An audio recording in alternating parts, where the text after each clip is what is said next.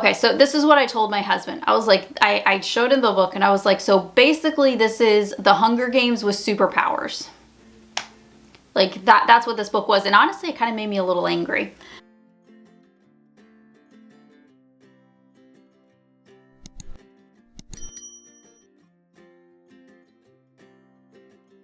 Hey guys, welcome to my channel. My name is Mandy, the Handmade Homeschooler, and it is time for my March book roundup. So this one I feel like is going to be a lot quicker than my other videos because this was like the busiest year, or I'm sorry, this was the busiest month of the year so far. I had everything going on in March. And usually the beginning of the year is like this because we have all of the birthdays, all of the celebrations, plus holidays happening.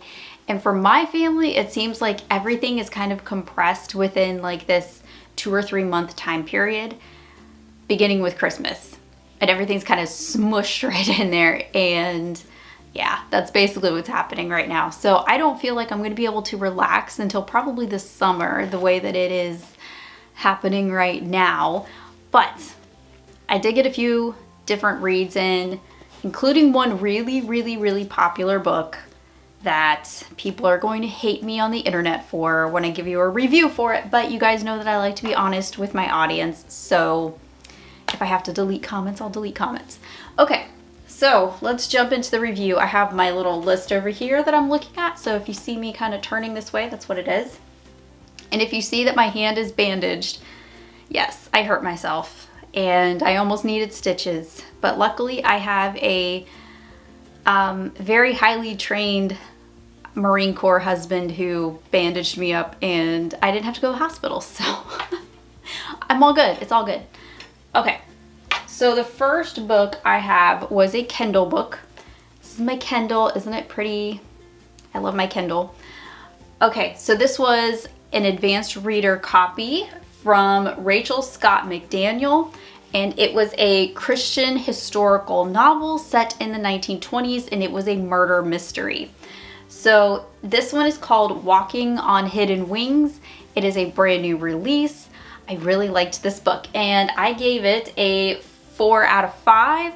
Really liked this one. It kept me really engaged, and I think one of the things that I liked most about it was the addition of planes. So usually the historical novels that I read are set in World War II and they all revolve around that.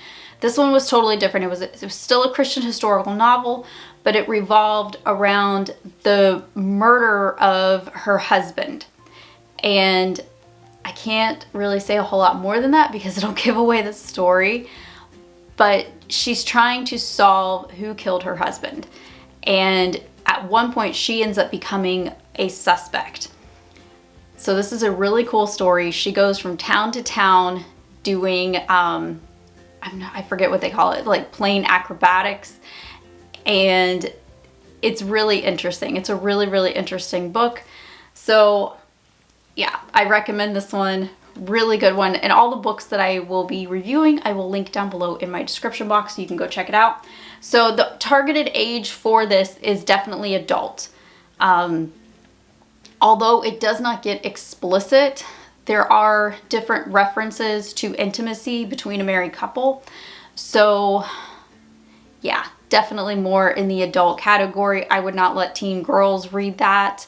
But that's just my opinion. Of course, you know, if you want to read it, check it out and decide it's for your girls, that's on you. I'm just saying I wouldn't, no, this would be an adult novel. So the second book I read is also a brand new release. I believe this one released at the tail end of February, maybe. This one is A Lady's Guide to Marvels and Misadventure. I always botch this title, but this is a really cool book. It's almost like, I want to say like Around the World in 80 Days type of book, although I never read that book. So our main character, Clara, her grandfather is a clockmaker and he takes on an apprentice. And then all of a sudden he disappears and he leaves all these clues about where he's going. So he doesn't just make clocks, he makes all these kind of like really cool inventions, which are kind of on the cover here. And he's always talking about traveling, and him and Clara love to travel, and they love to look at books, and they love to learn about all kinds of different places all over the world. So he's leaving Clara clues about his whereabouts. And so Clara, her mother, and the apprentice have to go and find her grandfather. So they follow all these clues all over the place, all over Europe, trying to locate her grandfather, and it's like a scavenger hunt. And all the while they're trying to beat her ex-fiance, who is trying to take their money and has accused their family of having mentally crazy people in their family, which back then, you know, you would be put in an asylum and things like that. So there's our villain, and it's a really, really neat story.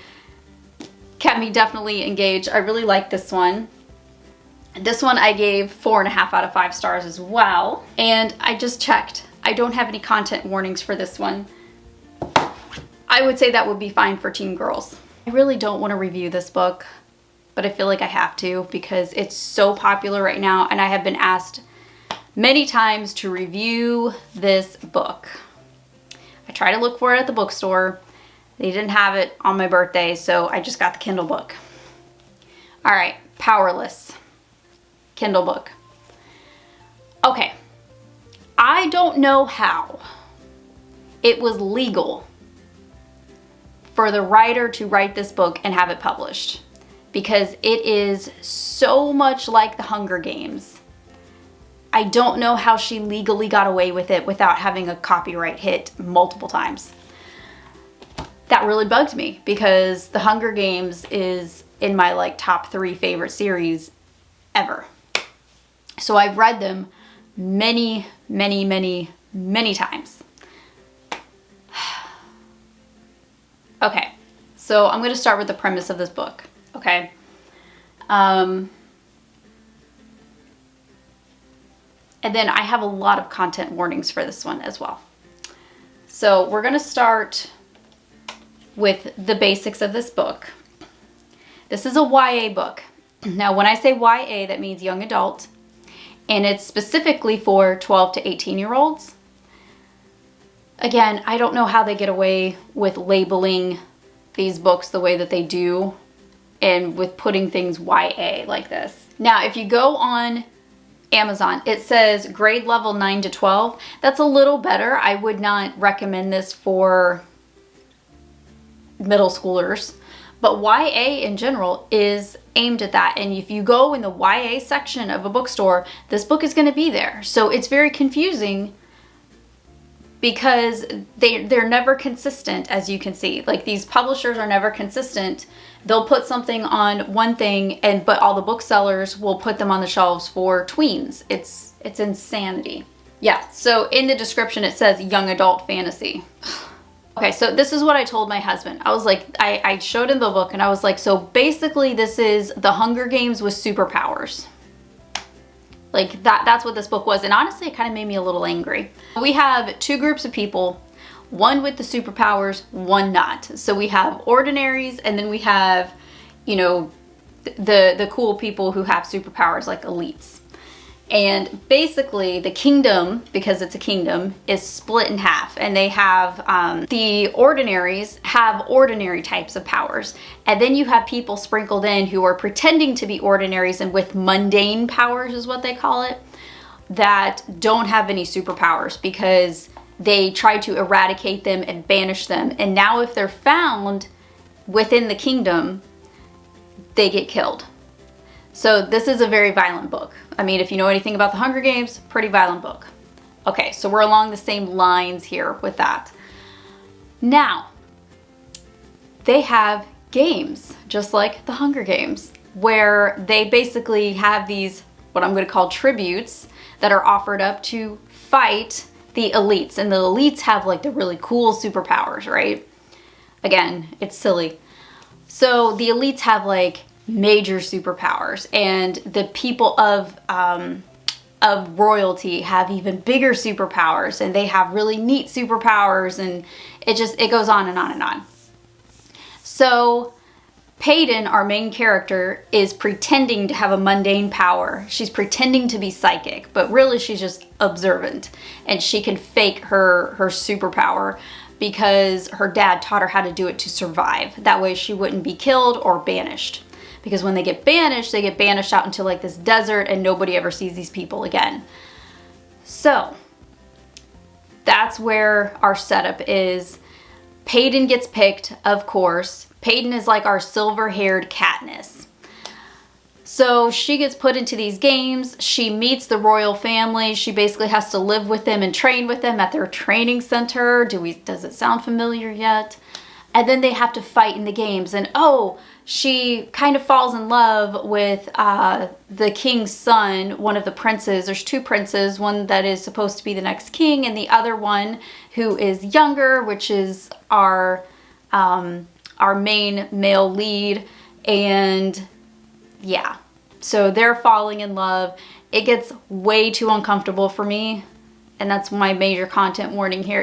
Their relationship gets way too descriptive with feelings and touchy-feely type stuff. I have more on my website about that. There's little ears always listening to my videos, so I'm very cautious about what I'm going to say here. So if you want to know more about that, please read. But yeah, it gets way too uncomfortable for me. I would not let my teen readers read this.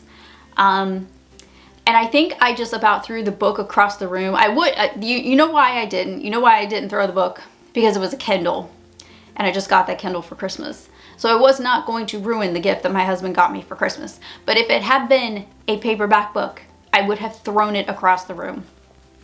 When they put, I am not kidding you, a braid in that child's hair in the middle of the game. Oh, and then she just so happens to make herself a bow and arrow during the games.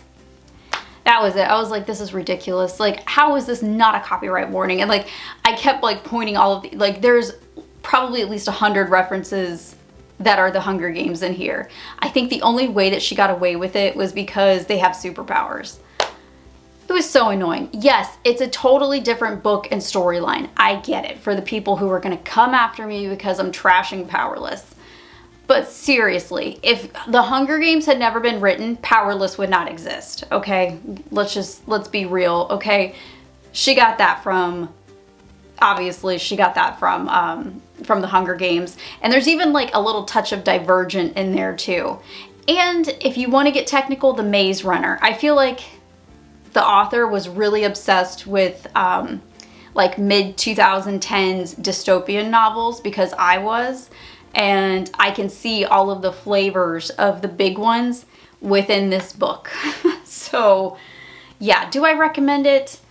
Depends on who's reading it. Is it interesting? Yes. It's very descriptive. The world she creates is beautiful. The writing is good. Keeps you engaged. Do I really recommend it for teen readers? No. No, I do not. There's a lot of language. I'm checking all my notes here. There was a lot of language in this book.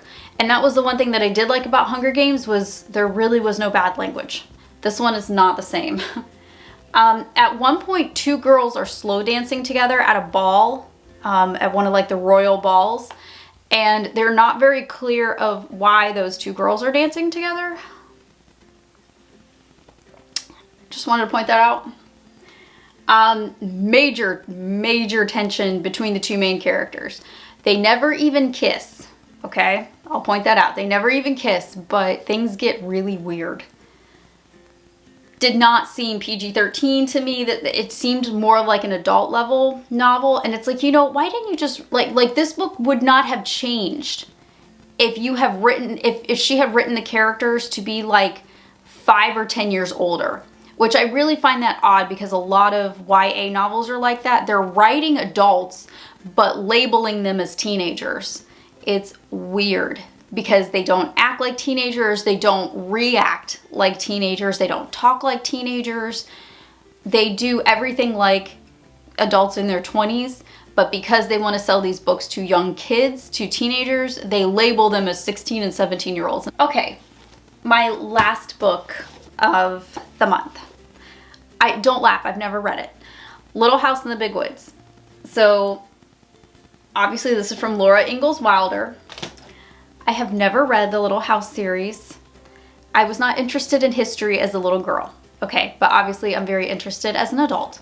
So I am currently watching the Little House series on Amazon Prime, and I picked up the books because if I ever see a book or if I ever see a movie or a television show that's based on a book, I have to read the book. Like that's just the way that I am.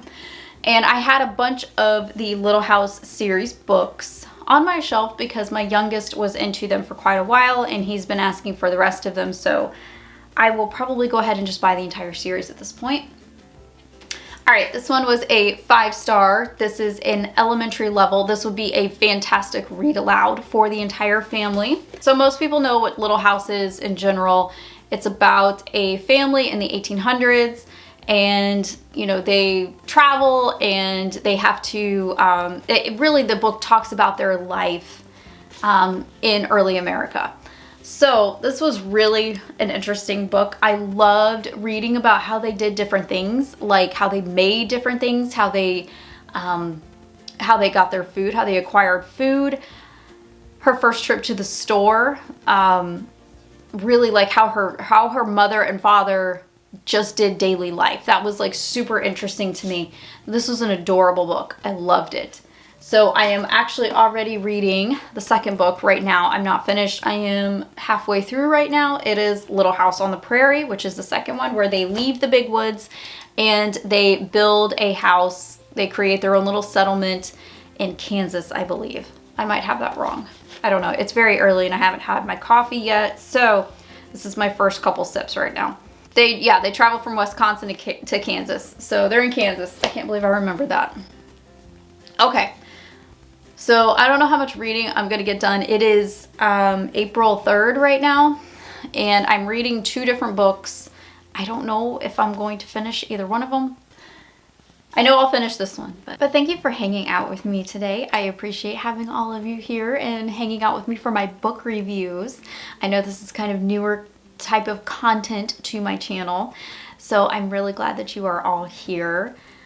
And, you know, as my kids are getting older, I'm changing up a little bit of the content, adding new things. So this is really fun for me. So thanks for hanging out with me. We'll see how many books I get in the following month. We've got a lot going on. It's already like April 3rd and there's a lot going on. So we will see. I'm hoping I get some good reads in. All right, I will see you guys in the next video. I hope you have a great rest of your day and happy homeschooling.